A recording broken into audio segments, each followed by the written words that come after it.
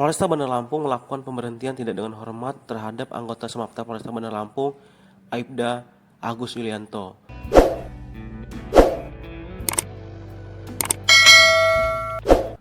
Karena diduga tidak masuk berdinas selama 201 hari kerja.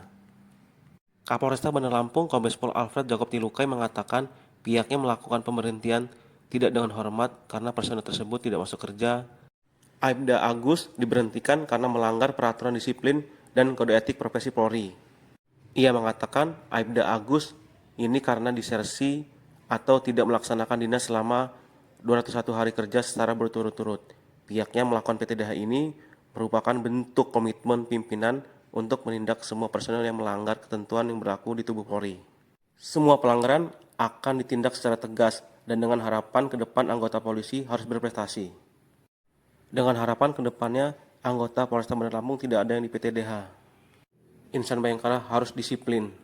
Melaksanakan upacara pemberhentian tidak dengan hormat dari Dinas Polri atas nama Aibda Agus Yulianto.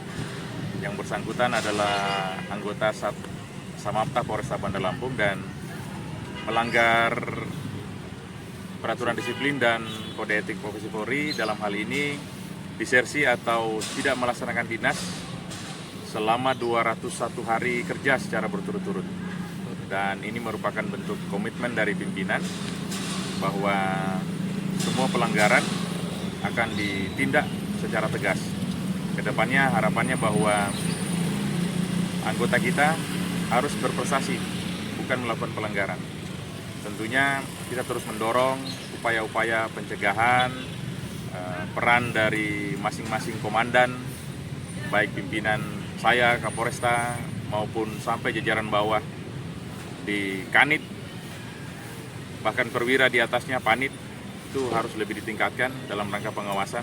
Kalau anggota tidak masuk, kita cari, sehingga kemudian kita bisa menghindari anggota tidak melaksanakan dinas sampai waktu yang lama.